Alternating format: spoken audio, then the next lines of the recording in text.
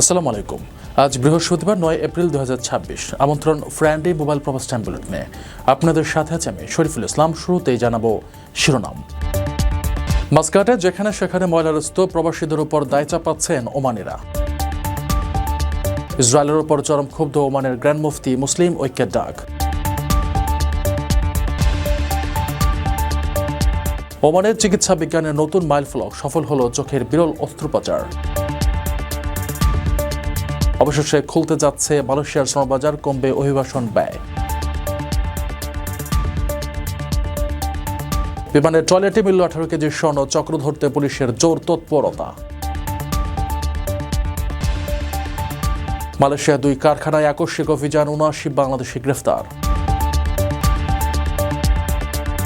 দর্শক, দেখছিলেন শিরোনাম, এবারে পুরো খবর। ওমানের সেরা রেট দিচ্ছে বাংলাদেশি প্রতিষ্ঠান গালফ এক্সচেঞ্জ। প্রিয়জনকে টাকা পাঠাতে আজই আসুন আমাদের যে কোনো ব্রাঞ্চে অথবা কল করুন স্ক্রিনে দেয়া নাম্বারে। গালফ এক্সচেঞ্জ, বাংলাদেশিদের প্রিয় এক্সচেঞ্জ। ওমানের মাস্কাটে যত্রতত্র ময়লা আবর্জনার স্তূপ নিয়ে ক্ষোভ প্রকাশ করেছেন স্থানীয়রা। পরিচ্ছন্নতার জন্য বিশ্বজুড়ে প্রশংসিত এই শহরের বেহাল দশার জন্য তারা ভারত, পাকিস্তান ও বাংলাদেশ থেকে আসা প্রবাসী শ্রমিকদের জীবনযাপনকে সরাসরি দায়ী করছেন। সম্প্রতি এক ওমানি নাগরিক সামাজিক যোগাযোগ মাধ্যমে তীব্র অসন্তোষ প্রকাশ করেন।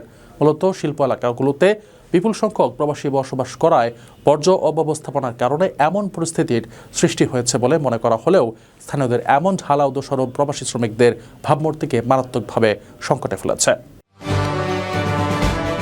ওমানের রাজধানী মাস্কাটে যত্রতত্র ময়লা আবর্জনার স্তূপ নিয়ে সামাজিক যোগাযোগ মাধ্যমে তীব্র ক্ষোভ প্রকাশ করেছেন স্থানীয় নাগরিকরা। পরিচ্ছন্নতার জন্য একসময় বিশ্বজুড়ে প্রশংসিত এই শহরের এমন বেহাল দশার জন্য তারা ভারত, পাকিস্তান ও বাংলাদেশ থেকে আসা প্রবাসী শ্রমিকদের জীবনযাপন ও সংস্কৃতিকে দায়ী করেছেন। সম্প্রতি সামাজিক যোগাযোগ মাধ্যমে এক নাগরিকের করা এমন একটি পোস্ট ব্যাপকভাবে আলোচনার সৃষ্টি করেছে। তালেব আল মুকবালি নামের ওই ওমানি নাগরিক ময়লার বিশাল স্তূপের 3টি ছবি শেয়ার করে লিখেছেন, দৃশ্যগুলো ভারত, পাকিস্তান বা বাংলাদেশের নয়, বরং তার নিজের দেশের রাজধানী মাস্কাটের প্রাণকেন্দ্র আল রুসাইল শিল্প এলাকার। ক্ষোভ প্রকাশ করে তিনি বলেন, ওই দেশগুলো থেকে আসা বাসিন্দারা তাদের নিজস্ব সংস্কৃতি মাস্কাটে নিয়ে এসেছেন, যার ফলে শহরের পরিচ্ছন্নতা নষ্ট হচ্ছে। এ দৃশ্যকে তিনি বমি উদ্রেককারী বলেও আখ্যায়িত করেন। তার প্রকাশিত ছবিগুলোতে দেখা যায় রাস্তার পাশে ভবনের গা ঘেঁষে এবং খোলা জায়গায় প্লাস্টিকের ব্যাগ, কার্টুন ও অন্যান্য বর্জ্যের বিশাল স্তূপ পড়ে আছে, যা অস্বাস্থ্যকর পরিবেশের সৃষ্টি করেছে। শিল্প এলাকায় বর্জ্য অব্যবস্থাপনার এমন চিত্র সামনে আসার পর বিষয়টি নিয়ে উদ্বেগ তৈরি হয়েছে। মূলত শিল্প এলাকাগুলোতে বিপুল সংখ্যক প্রবাসী শ্রমিক বসবাস করেন এবং সেখানে বর্জ্য ব্যবস্থাপনার পর্যাপ্ত সুবিধার অভাব বা অসচেতনতার কারণে অনেক সময় এমন পরিস্থিতির সৃষ্টি হয় বলে মনে করছেন সংশ্লিষ্টরা। তবে স্থানীয়দের এমন সরাসরি দোষারোপ প্রবাসী শ্রমিকদের ভাবমূর্তির উপর নেতিবাচক প্রভাব ফেলতে পারে। ওমানের মাস্কাট আল আমেরাতে আকর্ষণীয় বেতনে জনবল নিয়োগ চলছে। 130 রিয়াল বেতনে 10 থেকে 12 জন কর্মী এবং 150 রিয়াল বেতনে 4 জন গাড়ির মেকানিক প্রয়োজন। কোম্পানি পক্ষ থেকে বিনামূল্যে থাকার সুবিধা এবং 2 বছর পর দেশে ফেরার ফ্রি বিমান টিকিট থাকছে। কাজের দক্ষতা অনুযায়ী বেতন বৃদ্ধির চমৎকার সুযোগ। আগ্রহীরা দ্রুত যোগাযোগ করুন স্ক্রিনে দেওয়া নাম্বারে। যুদ্ধবিরতির মধ্যেও লেবাননে ইসরায়েলের বর্বরোচিত হামলার তীব্র নিন্দা জানিয়ে গোটা মুসলিম বিশ্বকে ঐক্যবদ্ধভাবে রুখে দাঁড়ানোর উদাত্ত আহ্বান জানিয়েছেন ওমানের গ্র্যান্ড মুফতি Sheikh Ahmed bin Hamad al Khalili. এক বার্তায় তিনি আগ্রাসনকে জঘন্য বিশ্বাসঘাতকতা আখ্যা দিয়ে বলেন, যুদ্ধবিরতির মাধ্যমে যখন শান্তির সুবাতাস বইতে শুরু করেছিল, ঠিক তখনই ইহুদিবাদীদের এই হামলা তাদের প্রতারণাপূর্ণ স্বভাবেরই বহিঃপ্রকাশ। লেবাননে ইসরায়েলের সাম্প্রতিক হামলার তীব্র নিন্দা জানিয়েছেন ওমানের গ্র্যান্ড মুফতি Sheikh Ahmed bin Hamad al Khalili. আগ্রাসনকে জঘন্য বিশ্বাসঘাতকতা আখ্যা দিয়ে এর বিরুদ্ধে গোটা মুসলিম বিশ্বকে ঐক্যবদ্ধভাবে রুখে দাঁড়ানোর আহ্বান জানিয়েছেন তিনি। বৃহস্পতিবার সামাজিক যোগাযোগ মাধ্যম এক্সে দেওয়া এক বিবৃতিতে তিনি এ আহ্বান জানান। বিবৃতিতে শেখ আহমেদ আল খলিলি জানান, এই অঞ্চলে একটি যুদ্ধবিরতি চুক্তির মাধ্যমে যখন শান্তি সুবাতাস বইতে শুরু করেছিল এবং সবাই নতুন করে আশাবাদী হয়ে উঠছিল, ঠিক তখনই ইহুদিবাদীদের বিশ্বাসঘাতকতা ও লেবাননের ওপর তাদের বর্বরোচিত হামলায় তারা হতবাক হয়েছেন। তিনি ইসরায়েলের এই পদক্ষেপকে তাদের প্রতারণামূলক সত্তার সহজাত বৈশিষ্ট্য বলে উল্লেখ করেন। ওমানের এই শীর্ষ ধর্মীয় নেতার মতে ইসরায়েলের এই ধরনের বিশ্বাসঘাতকতামূলক আচরণ মোটেও বিস্ময়কর কিছু নয়, কারণ এটি তাদের মজ্জাগত স্বভাব। ইসরায়েলের এই আগ্রাসনের বিরুদ্ধে তীব্র প্রতিরোধ গড়ে তোলার উপর জোর দিয়ে গ্র্যান্ড মুফতি তার বিবৃতিতে বলেন, এই জঘন্য বিশ্বাসঘাতকতার বিরুদ্ধে পুরো ইসলামী জাতিকে আজ একতাবদ্ধ হয়ে দাঁড়াতে হবে। একই সঙ্গে বিশ্বের সব শান্তিকামী মানুষের প্রতি তিনি নিপীড়িতদের পাশে দাঁড়ানোর উদাত্ত আহ্বান জানান। প্রবাসীদের জন্য নির্মাণ হচ্ছে দেশের প্রথম স্মার্ট সিটি, যেখানে থাকছে স্কুল, মসজিদ, হাসপাতাল, সুইমিং পুল, হেলিপ্যাড, পাঠাগার, জিম, সুপারমার্কেট, শিশু পার্ক সহ সকল নাগরিক সুবিধা। মাত্র ৩০ লাখ টাকা বিনিয়োগে মিলছে আকর্ষণীয় ফ্ল্যাট। প্লাটিনাম ইনভেস্টরদের জন্য ঢাকা বিমানবন্দরে ভিআইপি প্রোটোকল সুবিধা। বিস্তারিত জানতে যোগাযোগ করুন স্ক্রিনে দেয়া হোয়াটসঅ্যাপ অথবা ইমো নাম্বারে। ওমানের চিকিৎসা বিজ্ঞানে রচিত হয়েছে এক অনন্য মাইলফলক। প্রথমবারের মতো দেশটিতে থাইরয়েডজনিত চোখের রোগে আক্রান্ত রোগীদের জন্য অত্যন্ত জটিল উন্নত মানের আই সকেট এক্সপানশন অস্ত্রোপচার সফলভাবে সম্পন্ন করেছে আল নাহদা হাসপাতাল। চিকিৎসকেরা জানিয়েছেন, যুগান্তকারী এই চিকিৎসার ফলে চোখের জটিল রোগে আক্রান্ত রোগীদের এখন আর বিদেশে পাড়ি জমাতে হবে না, ওমানেই নেওয়া যাবে বিশ্বমানের চিকিৎসা। ওমানের চিকিৎসা বিজ্ঞানে এক নতুন মাইলফলক রচিত হয়েছে। প্রথমবারের মতো দেশটিতে থাইরয়েডজনিত চোখের রোগে আক্রান্ত রোগীদের জন্য উন্নত মানের আইসোকেট এক্সপানশন বা চোখের কোটর প্রসারণ অস্ত্রোপচার সফলভাবে সম্পন্ন করেছে আল নাহদা হাসপাতাল। এই ঘটনার মধ্য দিয়ে ওমানের চিকিৎসা খাত আরও এক ধাপ এগিয়ে গেল। আল নাহদা হাসপাতালের পরিচালক এবং চোখের সার্জারি বিশেষজ্ঞ ডক্টর আল ইয়াকদান আল গাফরি জানিয়েছেন, হাসপাতালে এখন পর্যন্ত সফলভাবে এ ধরনের 3টি অস্ত্রোপচার সম্পন্ন হয়েছে। আগামীতে আরও কয়েকজন রোগীর এই অস্ত্রোপচার করার কথা রয়েছে। মূলত থাইরয়েডের কারণে চোখের রোগ হলে চোখ ফুলে ওঠে এবং চোখের কোটরের ভেতরে চাপ বেড়ে যায়। চিকিৎসকেরা এই অস্ত্রোপচারের মাধ্যমে চোখের চারপাশে নির্দিষ্ট কিছু হাড় বা চর্বি অপসারণ করে অরবিটাল স্পেস বা চোখের কোটরকে প্রসারিত করেন। এর ফলে অপটিক স্নায়ুর উপর চাপ কমে যায় এবং চোখের স্বাভাবিক কার্যক্ষমতার পাশাপাশি বাহ্যিক গঠনেরও উন্নতি ঘটে। জটিল অস্ত্রোপচারের সুফল সম্পর্কে ডক্টর আল গাফরি জানান, এটি অপটিক স্নায়ুর ক্ষতি এবং দৃষ্টিশক্তি হারানোর মতো মারাত্মক ঝুঁকি রোধ করতে সাহায্য করে। একই সঙ্গে এটি চোখ শুকিয়ে যাওয়া এবং চোখের পাতা বন্ধ করার ক্ষেত্রে যে অসুবিধা তৈরি হয় তা উপশম করে রোগীদের জীবনযাপন মান উল্লেখযোগ্যভাবে বাড়িয়ে দেয়। ওমানের স্বাস্থ্য মন্ত্রণালয়ের অধীন খোলা হাসপাতালের উদ্যোগেই দেশে এই বিশেষায়িত চিকিৎসা সেবা চালু করা হয়েছে। এর প্রধান লক্ষ্য হল রোগীদের যেন আর চিকিৎসার জন্য বিদেশে পাড়ি জমাতে না হয়। আপনার স্বপ্নগুলো আকাশ ছুবে প্রবাসীর হেলিকপ্টারের মাধ্যমে। বিয়ে, জন্মদিন অথবা যে কোনো বিশেষ প্রয়োজনে হেলিকপ্টার ভাড়া করতে যোগাযোগ করুন স্ক্রিনে দেয়া নাম্বারে। প্রবাসীর হেলিকপ্টার, নিরাপদ ও সাশ্রয়ী বাহনের বিশ্বস্ত নাম। দীর্ঘ অচল অবস্থার অবসান ঘটিয়ে বাংলাদেশি কর্মীদের জন্য আবার উন্মুক্ত হতে যাচ্ছে মালয়েশিয়ার শ্রমবাজার। বৃহস্পতিবার পুত্রজয়াতে মালয়েশিয়ার প্রধানমন্ত্রী আনোয়ার ইব্রাহিমের সঙ্গে বাংলাদেশের উচ্চ পর্যায়ের প্রতিনিধি দলের এক সফল বৈঠকের পর এই সুখবর সামনে আসে। উভয় দেশই এখন অভিবাসন ব্যয় কমিয়ে একটি স্বচ্ছ ও জবাবদিহিমূলক নিয়োগ প্রক্রিয়া নিশ্চিত করতে একমত হয়েছে। মালয়েশিয়ার শ্রমবাজার বাংলাদেশি কর্মীদের জন্য আবারও উন্মুক্ত হতে যাচ্ছে। একই সঙ্গে অভিবাসন ব্যয় কমিয়ে একটি স্বচ্ছ ও জবাবদিহিমূলক নিয়োগ প্রক্রিয়া নিশ্চিত করতে একমত হয়েছে উভয় দেশ।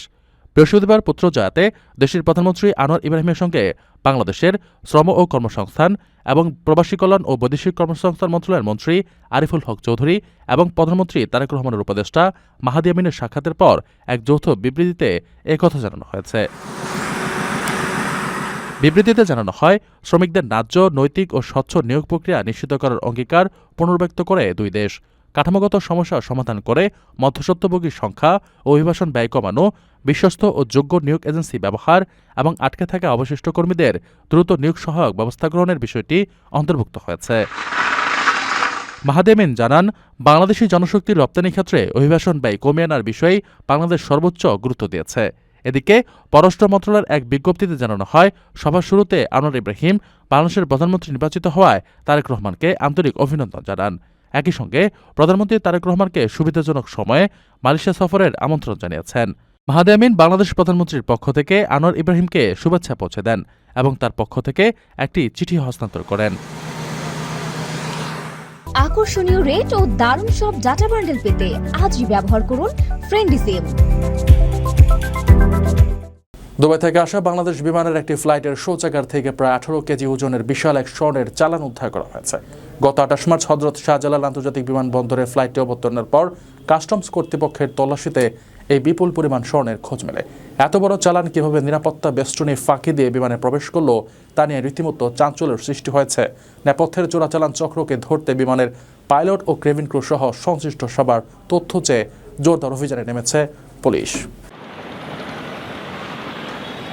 দুবাই থেকে আসা বাংলাদেশ বিমানের একটি ফ্লাইটের শৌচাগার থেকে প্রায় 18 কেজি স্বর্ণ উদ্ধার করা হয়েছে। এ ঘটনায় তদন্ত জোরদার করেছে পুলিশ। চোরাচালান চক্রকে শনাক্ত করতে সংশ্লিষ্ট ফ্লাইটের pilot, cabin crew, technical staff, cleaning কর্মীসহ সব যাত্রীর বিস্তারিত তথ্য চাওয়া হয়েছে। এছাড়া ফ্লাইটের ভেতরের সিসিটিভি ফুটেজ, বোর্ডিং ব্রিজ ও রানওয়ে এলাকার ভিডিও সংগ্রহের উদ্যোগ নেওয়া হয়েছে। জানা যায়, গত 28 মার্চ রাত 9:08 দুবাই থেকে ছেড়ে আসা বাংলাদেশ বিমানের ফ্লাইট BG348 হযরত শাহজালাল আন্তর্জাতিক বিমানবন্দরে অবতরণ করে। C2 বোর্ডিং ব্রিজে অবস্থান নেওয়ার পর বিমানের তল্লাশি চালিয়ে শৌচাগার থেকে বিপুল পরিমাণ স্বর্ণ উদ্ধার করা হয়। ঘটনার পর কাস্টমস কর্তৃপক্ষ বিমানবন্দর থানায় মামলা দায়ের করে। এরপরই তদন্ত নামে পুলিশ। মামলার তদন্ত কর্মকর্তারা বলেন, এটি একটি গুরুতর ঘটনা। এত বড় পরিমাণ স্বর্ণ কিভাবে বিমানে প্রবেশ করল এবং কারা এর সঙ্গে জড়িত তা উদ্ঘাটনে সর্বোচ্চ গুরুত্ব দিয়ে কাজ চলছে।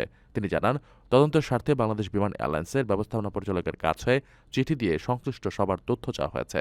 তবে এখনও পূর্ণাঙ্গ তথ্য ও ভিডিও ফুটেজ হাতে পাওয়া যায়নি। তদন্ত সংশ্লিষ্টরা বলছেন, প্রয়োজনীয় সব তথ্য হাতে এলে স্বর্ণ চোরাচালান চক্রের সদস্যদের শনাক্ত করা সহজ হবে। অবৈধ প্রবাসীদের ধরতে মালয়েশিয়া এখন চলছে ইমিগ্রেশন পুলিশের সাঁড়াশি অভিযান। একই ধারাবাহিকতায় দেশটির প্যারাক রাজ্যে দুটি রাবার গ্লাভস কারখানায় আকস্মিক এক তল্লাশি চালিয়ে 79 জন বাংলাদেশি নাগরিককে গ্রেফতার করেছে মালয়েশিয়ার অভিবাসন বিভাগ। রাজ্যের কান্তান ইন্ডাস্ট্রিয়াল এস্টেট যৌথ বাহিনীর এই ঝটিকা অভিযানে প্রথম কারখানা থেকে 56 জন এবং দ্বিতীয় কারখানার শিফট পরিবর্তনের সময় কৌশলে আরও 23 জনকে গ্রেফতার করা হয়। মালয়েশিয়ার পেরাক রাজ্যে দুটি রাবার গ্লাভস কারখানায় অভিযান চালিয়ে 79 জন বাংলাদেশি নাগরিককে গ্রেফতার করেছে দেশটির অভিবাসন বিভাগ। বুধবার রাতে রাজ্যের চেমুর নিকটবর্তী কান্তান ইন্ডাস্ট্রিয়াল এস্টেটে এই অভিযান চালানো হয়। বার্ডামার প্রতিবেদনে জানানো হয়, সন্ধ্যা 7টার দিকে শুরু হয় অভিযানে অভিবাসন বিভাগের পাশাপাশি জনশক্তি বিভাগ, royal Malaysia police, general operations force এবং ন্যাশনাল রেজিস্ট্রেশন ডিপার্টমেন্টের সদস্যরা অংশ নেন। পেরাক অভিবাসন বিভাগের পরিচালক জেমস লি এক সংবাদ সম্মেলনে জানান, প্রথম কারখানায় অভিযান চালিয়ে 56 জনকে গ্রেফতার করা হয়। পরে দ্বিতীয় কারখানায় শিফট পরিবর্তনের সময় কৌশলে আরও 23 জনকে গ্রেফতার করা হয়। গ্রেফতারকৃতরা সবাই বাংলাদেশি নাগরিক। অভিবাসন বিভাগ জানিয়েছে, গ্রেফতারকৃতদের বিরুদ্ধে ভিজিট পাসের অপব্যবহার এবং নির্ধারিত সময়ের অতিরিক্ত সময় মালয়েশিয়া অবস্থান করার অভিযোগ রয়েছে। জেমস লি বলেন, আটককৃতদের পরবর্তী তদন্তের জন্য অভিবাসন কার্যালয়ে নিয়ে যাওয়া হয়েছে। গত বছরও একই কোম্পানিতে এ ধরনের অভিযান চালানো হয়েছিল। এটি ওই কোম্পানির উপর দ্বিতীয় দফার অভিযান। প্রবাসীদের জন্য নির্মাণ হচ্ছে দেশের প্রথম স্মার্ট সিটি, যেখানে থাকছে স্কুল, মসজিদ, হাসপাতাল, সুইমিং পুল, হেলিপ্যাড, পাঠাগার, জিম, সুপারমার্কেট, শিশু পার্ক সহ সকল নাগরিক সুবিধা। মাত্র 30 লাখ টাকা বিনিয়োগে মিলছে আকর্ষণীয় ফ্ল্যাট। প্লাটিনাম ইনভেস্টরদের জন্য ঢাকা বিমানবন্দরে ভিআইপি প্রোটোকল সুবিধা। বিস্তারিত জানতে যোগাযোগ করুন স্ক্রিনে দেয়া হোয়াটসঅ্যাপ অথবা ইমো নাম্বারে। দর্শক, দেখছিলেন ফ্রেন্ডলি মোবাইল প্রবাস টাইম বুলেটিন। শেষ করার আগে শিরোনামগুলো জানিয়ে দিচ্ছি আরও একবার। মাস্কাটে যেখানে সেখানে ময়লার স্তূপ, প্রবাসীদের উপর দায় চাপাচ্ছেন ওমানিরা। ইসরায়েলের উপর চরম ক্ষুব্ধ ওমানের গ্র্যান্ড মুফতি, মুসলিম ঐক্যের ডাক। ওমানের চিকিৎসা বিজ্ঞানের নতুন মাইলফলক, সফল হল চোখের বিরল অস্ত্রোপচার। অবশেষে খুলতে যাচ্ছে মালয়েশিয়ার শ্রমবাজার, কমবে অভিবাসন ব্যয়। বিমানের টয়লেটে মিলল 18 কেজি স্বর্ণ, চক্র ধরতে পুলিশের জোর তৎপরতা। মালয়েশিয়া 2 কারখানায় আকস্মিক অভিযান, 79 বাংলাদেশি গ্রেফতার। এই ছিল ফ্রেন্ডলি মোবাইল প্রবাস টাইম বুলেটিনের আজকের আয়োজনে। প্রবাসের সর্বশেষ সংবাদ পেতে ভিজিট করুন probastimes.net, সাবস্ক্রাইব করুন আমাদের ইউটিউব চ্যানেল এবং চোখ রাখুন ফেসবুক পেজে। পরবর্তী বুলেটিন দেখার আমন্ত্রণ জানিয়ে আজকের মতো বিদায় নিচ্ছি আমি শরীফুল ইসলাম। সেই পর্যন্ত সবাই ভালো থাকবেন এবং নিরাপদে থাকবেন। আল্লাহ হাফেজ।